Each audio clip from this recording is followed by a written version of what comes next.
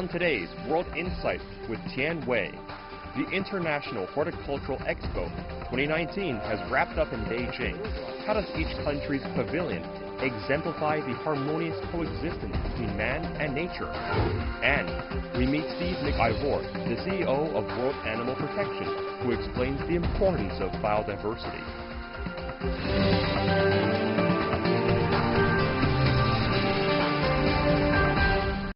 Hello and welcome to World Insight, coming to you from the foot of the Great Wall at the International Horticultural Exhibition, or Beijing Expo 2019, which concludes today. Believed to be the largest ever gardening show in the world, the Expo is a keen platform to demonstrate the relationship between human beings and nature.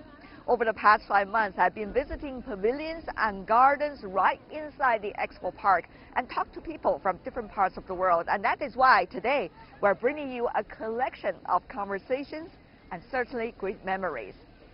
Let's go to Qatar first. After Beijing, Qatar will host the International Horticultural Exhibition in Doha 2021. That's why I visited the pavilion at the Expo and talked to my longtime friend who I got to know over the past 5 months, Faika. You are responsible for every plant, every brick, every chair, every ceiling of the whole pavilion and the whole garden. What's it like to build it from scratch? We started in 2017. In December, we came here in winter. It was freezing when I chose this location with the land and with the size of this garden. It was really something special for me. I worked very hard with my team to make this dream to become successful. We want to give our friends in China something very special. We give them something where they deserve it to have it, to invite them to come and visit my country. You got 30,000 people, at least recently. Yes, 39,000 before 2 days. So we finished, we reached 2 million before 5 days, and now I think 2 million above something. I'm not sure whether the Chinese really enjoy the queuing time. Usually it's not the practice, but they still lined up very long line. Even today, the last day, right in front of your door. Because we are contacting while they are outside. We are going to them, we are meeting them, we are talking to them. We give the children some gifts and some t-shirts, some pills.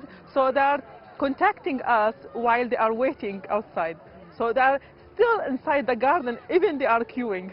Which part of the pavilion they enjoy the most? The traditional part? Honestly, it's traditional, exactly, because they are trying our food, trying our custom clothes, trying our tattoo henna, to try how we are wearing, how we are acting, and we have the handicrafts also. They take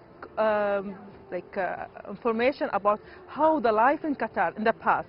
Also, they saw some projects in Qatar in the Future Tree, which is information about the World Cup, about the next Expo, which is in 2021. So people that really want to know what's Qatar, where is Qatar, and what they do. There seems to be enormous amount of curiosity you developed, and they have it also from the very beginning about Qatar. Are you amazed by that? Really, for me, when I see people, they are coming especially to see Qatar and contacting with us in WeChat, and this is very big thing. This has touched my heart. I feel that they are really in touch with us. So people who are coming near the entrance, they said, "Where is Qatar gardening?" And when I walk in any corridor in this expo, I said, people asking, "Excuse me, where is Qatar? Where is Qatar?" And when they saw me, they know that I am from Qatar. So this is, for me, it's really touched my heart. The Chinese tourist is going to have the opportunity, because of the visa-free now policy from Qatar, to visit your country. Would this provide them a glimpse of your country so that they can develop their knowledge about your country to be based on? And we have now, we signed contract with the government on China, and this contract is agreement to bring the Chinese people to visit their second country and to see Qatar. Especially, we have some activities and some occasion in winter. The weather is amazing. Here in winter, it will be very freezing, so they can come and enjoy their winter in Qatar. So we have big groups that are coming each 2 months to Qatar. It's really big number, and there is a special program for them.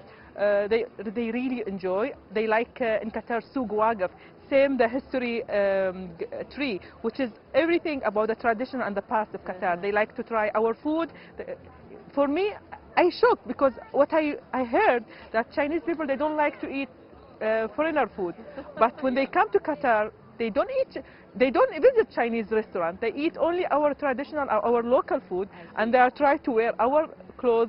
They try to go where the Qatari people going. This is very interesting. Many Chinese come here and see Faika, and they were amazed that it is a woman that representing Qatar and the garden of Qatar and the pavilion of Qatar here at the World Expo. That's very different from their original image of Qatar, the role of women, for example. In Qatar, women, they are like taking very important role. We take this from His Highness Sheikh Hamoza, the mother of the Emir of Qatar. Her Highness, she's our guide for this mission. We are following her, and we are taking all this inspired from her. So we are doing what she's doing. We are just following. So the role of, so the important roles of role models in a way. Yeah, and she's the first woman in Qatar who started this mission to show how the Qatari woman, she's very fit with this position, and she can do big and difficult things. I am here in this country alone and doing this difficult job because of what? Because she's encouraging us to do this, and we find ourselves we can do it. What about the future of the garden and also the pavilion? What do you say? I think China government, they will take care of this garden, and they appreciate it because I see how they are impressed about the design and about the culture and about the content of this garden, and they will take care of it because they have the Olympic and they can use it as like offices and after like a cafe, restaurant. There is a lot of plan. I don't know what they will do, but I'm sure they will take care of it and they will treat it very specially. You told me earlier, before this interview, it was the craziest time before the whole expo started, for you personally. Yes. Tell us more about that story. It was before the opening, because we worked like 24 hours in this place. It was winter, very cold, and there is a rain and there is like a shower. We've been working day and night, and sometimes they don't allow people to enter the park, or there is no cars to access the site. So we've been walking like long distance to be here and to stay till early morning to finish this garden, to ensure that it's open on time and to be available for all the visitors on time. So this was really crazy time for us, but in the opening was something very, very, very successful for us, especially when the biggest leader in the opening day, they choose Qatar as one of the site visit to visit our garden the first day of the opening. So for us, this is very meaningful. Why they are choosing China Garden, and after China Garden, Qatar. This is very, very special for me, and it's make me feel that this is appreciation from the government of China to our work and our successful garden. So what's next? Of course, 2021, it will be in Qatar, the expo. Any plans? We are promoting our garden here. We have like a section, special section to promote our expo, and there is a master plan to just to invite people to come, invite other international gardens to participate in our expo, also to invite Chinese friends to visit our expo and to see more about horticulture and gardens in Qatar. All the best. Thank you. Exploring the expo is like traveling around the world. Earlier, I toured exhibitions and pavilions such as that of Germany and the DPRK, bearing the dynamic between humans and nature in mind. Take a look. Nature does not hurry, yet it accomplishes all. That is believed to be said by Lao Tzu, an ancient Chinese philosopher more than 2,500 years ago. It is illustrating the beautiful relationship between human beings and nature.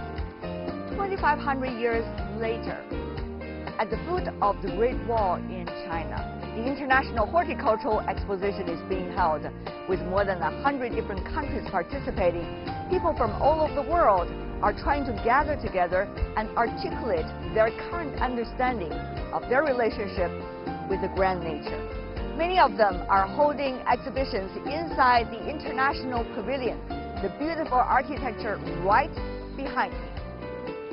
For example, here I'm in the Germany Pavilion, and I have a friend, Tarik, coming from northwestern part of Germany here, help us to understand better.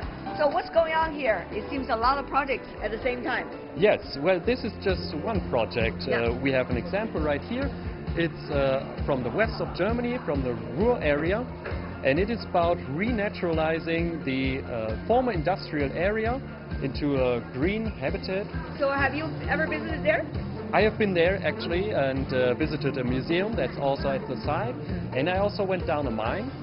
And over here you can actually take a ride down the elevator into the mine and see what fossils you will find along the way.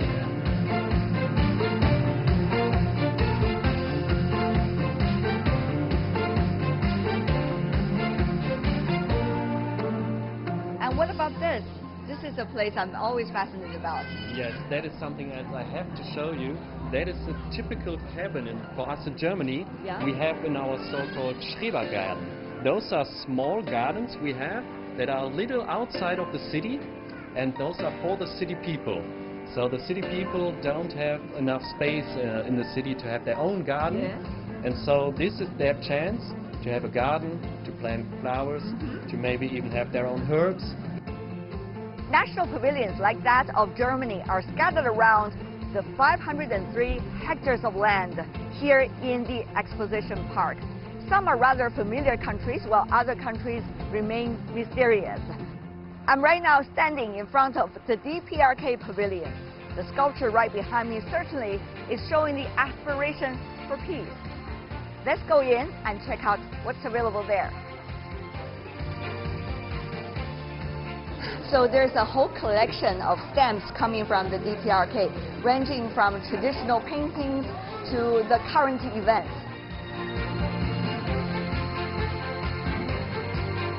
So this is a nice handicraft coming from the DPRK, a traditional story about how young couples got to know each other and have a beautiful life.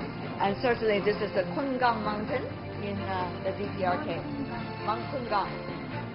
So when you are at the International Horticultural Exposition, when you have people from more than 100 different countries and regions around you, there could always be beautiful surprises. The United Kingdom has a world-renowned reputation in landscape design and botany, and its participation in 2019 Beijing Expo aims to create more opportunities for government scientists and businesses to work together and create a greening world. That's what I learned from my conversation there with Sarah and Ahmed.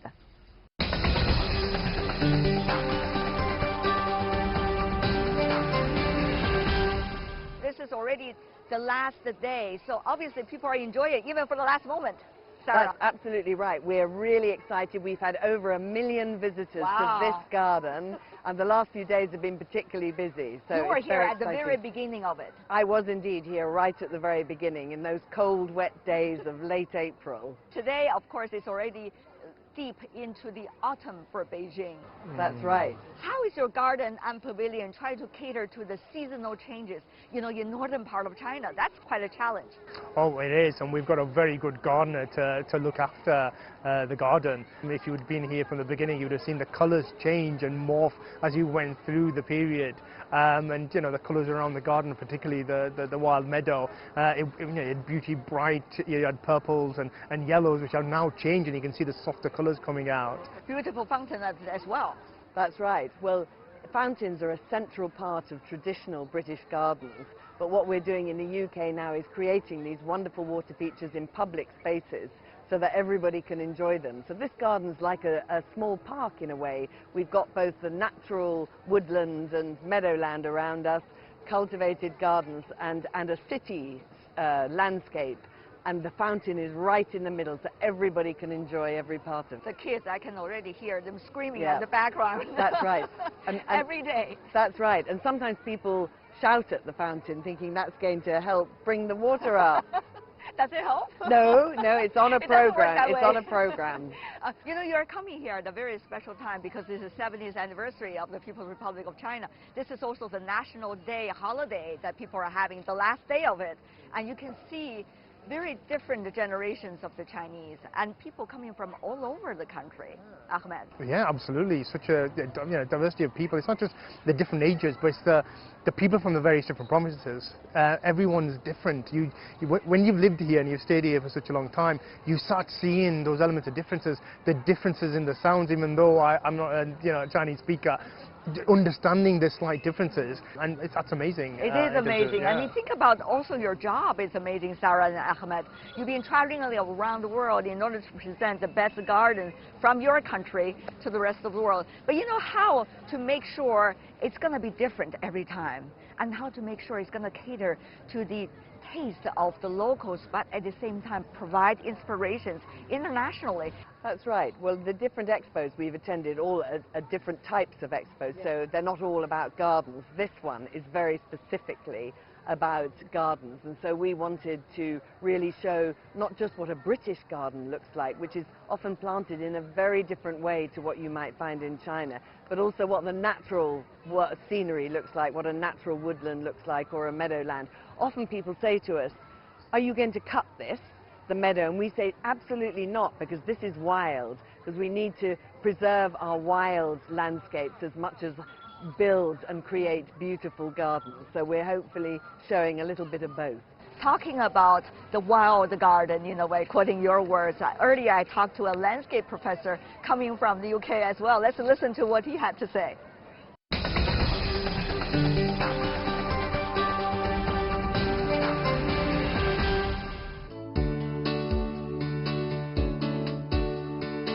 Hey James. Hello, it's good to to meet see you. you. Yes, you too. Finally, I see the conductor of this crazy ensemble, as you said, in one of the descriptions of your garden. Indeed, yes. Now my job is to try to make it all behave in an appropriate way. But tell us exactly what are the ideas behind this. You know, it looks not necessarily like a typical so-called beautiful garden, but rather a very unique one. Well, I'm glad you said that, because I didn't want it to look like a conventional Chinese beautiful garden. What I really wanted to look like, there's two ideas here. One is, it's a sort of, in some ways it's a metaphor for the Belt and Road Initiative and about ideas moving east and west, you know. And secondly, it's about, it's a nature garden. So it's to try to produce vegetation that looks like you would get, say, in many ways on a hillside in Beijing, only the plants come from different places, obviously. So all of these plants are carefully chosen. Yeah, they're all chosen because we need to produce a long season of flowering interest all the way through to October. So tell us about some of those things and why they are here in your crazy garden. Well, the plants here, all the plants in this area here, and then this gravelly area, they're all plants from very dry sort of habitats. Like this? Yeah, this comes from Southern Europe, for example. Oh, okay. And this comes from Central Asia. Of course. And so, but they're all dry plants. Yeah. And they have different heights. So these flower up about here. Yeah. And there were bumps, and they're like three different layers. There were bumpy things, there were flat things, there were sticky up things. Right. So you want this different shapes. Yeah, I want to have these Heights? different sort of lines, essentially, in space. So you have moundy forms, you have things which stick out, and then you have things which are really quite tall. And you gather them from different parts of China and also even along the Silk Road. Along the Silk Road, some of these things go all the way to Europe, and actually a few of them go beyond Europe, I have to say. And some of them, you know, some of the things we've gathered ourselves, you know, for a seed in China with various nurseries, etc. So some of them we've actually collected as seed from the wild.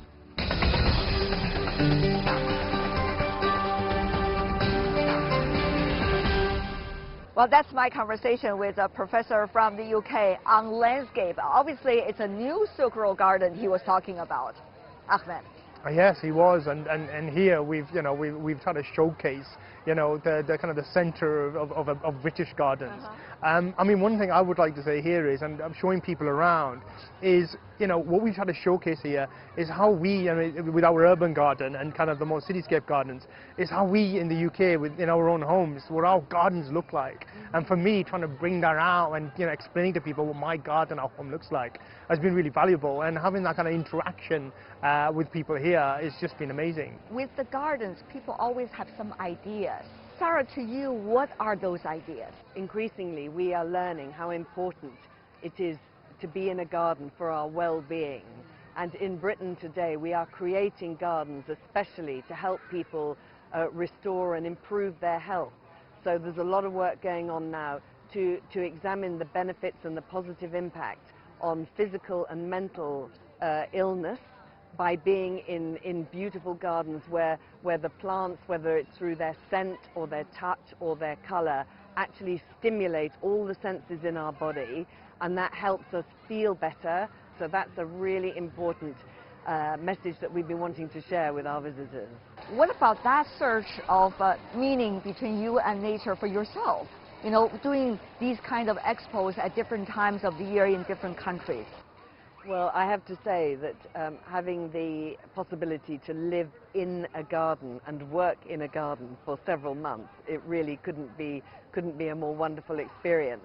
I mean, expos are enormous fun because of the international collaboration that they bring, and so many different cultures coming together to share their ideas and their thoughts on whatever the theme might be.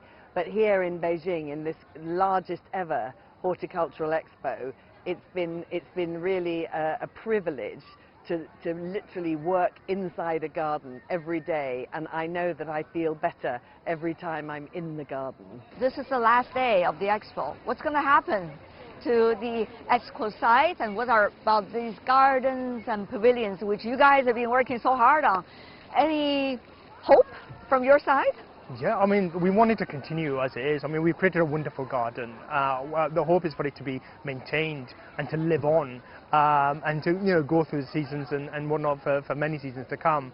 And we have been in discussions with Expo in terms of this garden maintaining and having a life as it has over the last 6 months. We're very pleased that we are able to leave this garden. The UK is very happy to be donating this garden to the Expo Park, to the future park, so that it will stay here and continue to thrive and flourish, and part of the building as well. We're also planting cuttings from some of the plants we already have here, so they will go into the ground very soon and they will bloom next year.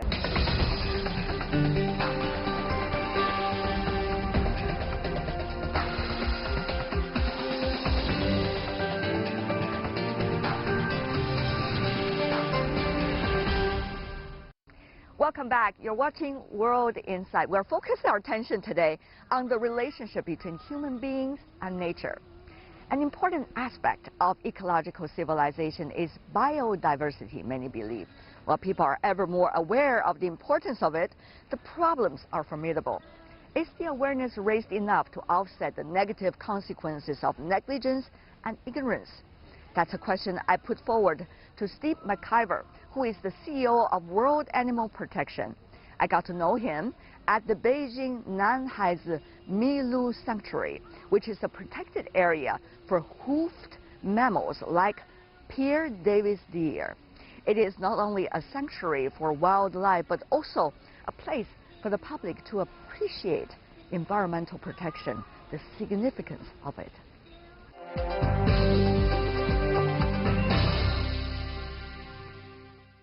Now you see people ever more aware of the importance of biodiversity and also the importance of wonderful species in the world, particularly here in China. Very much, and I think one of the things that I've discovered in the time I've been to China is just how diverse the country is, and not only is it a very large country, but it has incredible richness in terms of nature and wildlife, and that's something that's worth celebrating.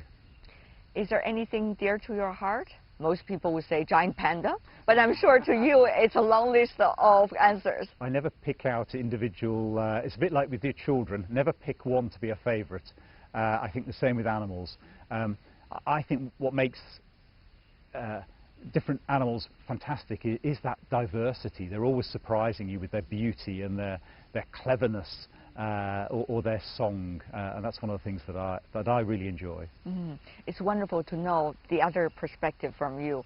But what do you make of the ever-increasing awareness, particularly from this part of the world, when the economy is already soaring to a certain extent, about the importance of nature and the importance of biodiversity? What have you discovered this time?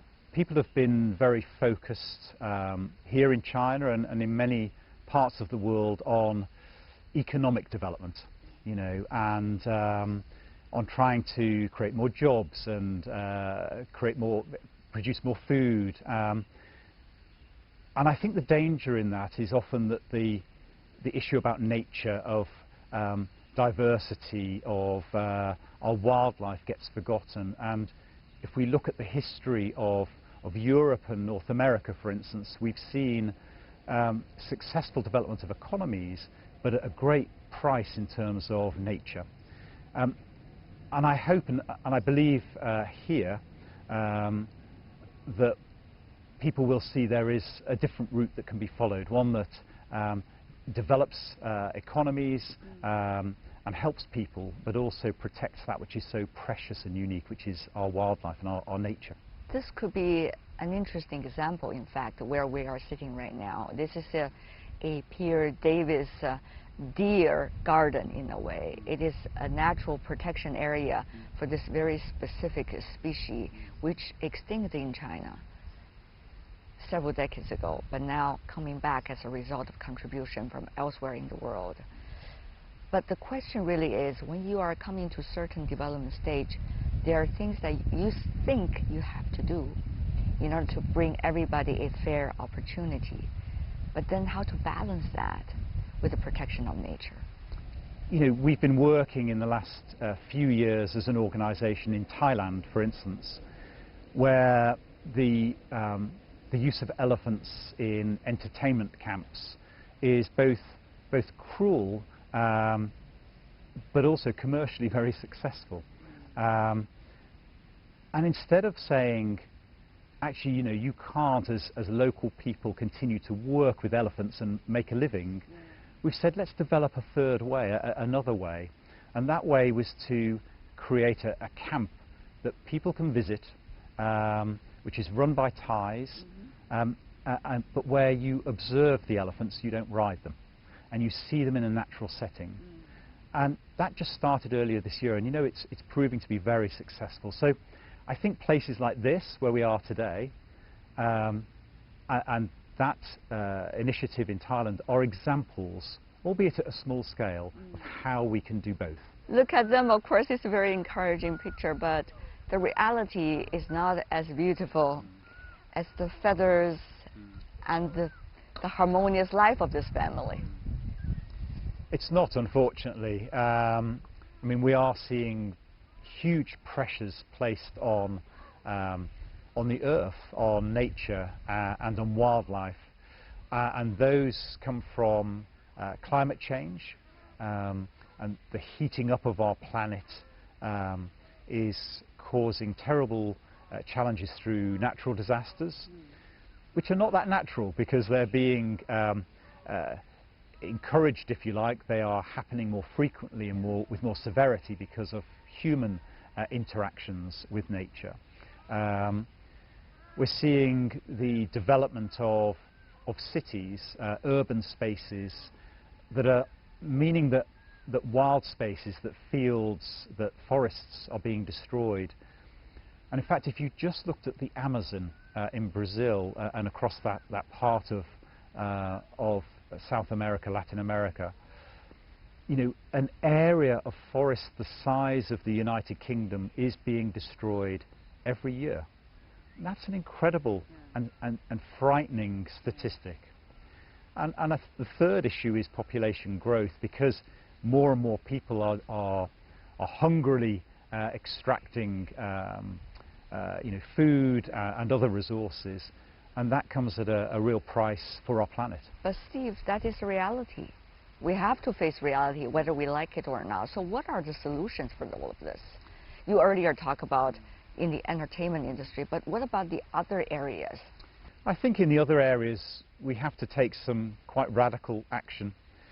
We have to learn from our history. We have to learn from what's happened over the last... Are we learning? I think we're learning, but we're not changing our practices at the right scale. So we're learning and discovering that the things that we've been doing are causing terrible destruction, the loss of nature and of wild species. And we have some of the answers, but we don't like the answers. The answers mean that we have to, for instance, change the way our food system works. We have to reduce the amount of meat that we're producing in industrial farms and have a more balanced diet. We also have to protect areas, wild areas and forests, because they play a role not just as a commodity, as timber, but they play a role as lungs that protect our earth, our planet, our children and our children's children. Now there is a balance as the key word you just indicated. What about that balanced diet? What are you advocating? Well, as an organization, we can see from North America as an example, but also Europe, that people have been consuming too much meat as part of their diet, and that's creating a whole host of other problems from a health point of view, you know, including obesity levels that we've never seen before and the health impacts that come with that. So we're not saying that people can't or shouldn't eat meat, we're saying that they should eat less, and actually it should be of a better quality, and those animals should be reared in higher welfare conditions. And if we get that right and balance it with you know, a plant-based diet, then actually that will have a huge positive impact on health, it will have a huge impact on our economies, and of course it will protect our climate. Do you think people are listening really? I think that people are reluctant to listen because it means actually quite profound personal change. But I am seeing a trend that's happening. Let's hope it's not a fad, but we're certainly seeing a trend that's happening across a lot of the world now, where people are shifting to plant-based diets. We're seeing more and more of that food in our stores, but it's still a small percentage.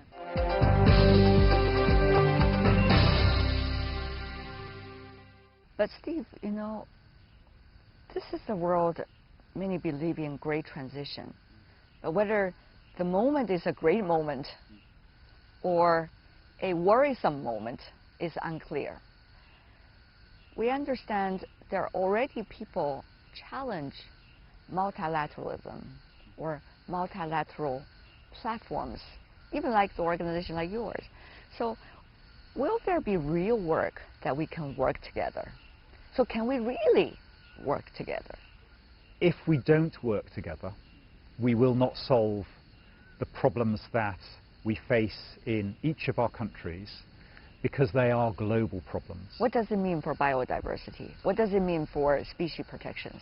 Well, it means, for instance, that the solution to climate change can only be found in partnership between China, India, African nation states, Europe, North America. There is no other way of finding a real, lasting, sustainable solution, and that applies across all of these issues. I noticed you didn't say the United States specifically. Instead, you say North America. We know at the moment that the US is taking a different path, at least from a sort of political point of view.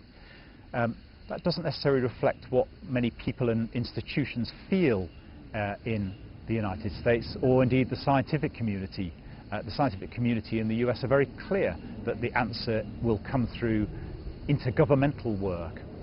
And I am confident on this, that on that side it's a fad, and we will move back to working together, because for all our sakes we have to. We are seeing next year, China is going to host the International Conference on Biodiversity, very first time. So what would that mean in a way to find the impetus for this largest developing country, together with the others, to focus on something and work together about that? You know, I think it's fantastic, because next year the fact that this country is hosting the Biodiversity Summit is again a really positive sign. It's a sign about leadership. So I look forward to coming back next year and seeing how China can help to lead us towards a different and I hope more sustainable path. But of course we will raise our voice and challenge China just as we will challenge America or European governments where we feel they're not doing enough. Now, tradition is hard to die. Some of the traditions, whether with this country or other countries, have something to do with the fate of wildlife as well. So, Steve, how on the one hand respect cultures, on the other hand make sure some of the important costs such as protecting the species can also be done in the correct way? That's a really challenging issue. All over the world we face that issue. Countries will protect bullfighting, for instance, in Spain, because they say it's a part of their culture. In the UK, of course, they fought for many years to keep the hunting of animals, fox hunting, for instance. We have a ban on that, a rather confused ban, but a ban at the moment. In many other countries we have similar cultures. But of course, you could also argue that if we always look at history, then we don't just look at our culture and tradition, but we look often at exploitation and cruelty and practices that we have ended. You know, we've moved on now to a place where children are no longer used in the way that they were in low-cost, hard labour environments where their lives were put at risk. We've seen women giving much more power and the ability to vote. We've seen changes in so many other ways. People in the past argued that slavery was a part of the culture of those countries. So let's look forwards rather than always backwards. Let's take some of the things that are precious from our history and our culture, but let's also be mindful about being modern citizens that care about sustainability, not just history and exploitation. Before we go, I do want to ask you, your job is about creating hope for tomorrow. But at the same time, the nature of your job is to deal with frustrations. The frustration that's challenging wildlife all over the world. So how do you see this part of your life, Steve? I know you've been working hard on this for decades. I have, as have many other people around the world, and that gives us strength in partnership. Yeah, the big picture is quite depressing. It's very challenging, and I fear for the world that my children and their children will inherit if we carry on the path that we are set on at the moment. But I'm an optimist by nature. I have to be, because I'm in the world of trying to change things for the better. And when I go, wherever I go in the world, and I meet people in local communities, in corporates, in governments, I see champions for change. I see people who are doing things that will create a better future. So that does give me hope. We just need to listen to that message rather than just shut it down. What were the recent examples? A really nice recent example for me was seeing some of the biggest companies in the world, so I think something like 45 companies, some of the biggest businesses, actually saying, of course, profitability matters, but actually we do need to change the way that we behave, the way that we source our ingredients. So they signed a pledge to build more sustainable business. And if they can do it and be successful, then others can do it and be successful. So that for me was a really good example in the last few weeks. Thank you so much, Steve. All the best to your cause and to our cause. Thank you. Thank you. Thank you.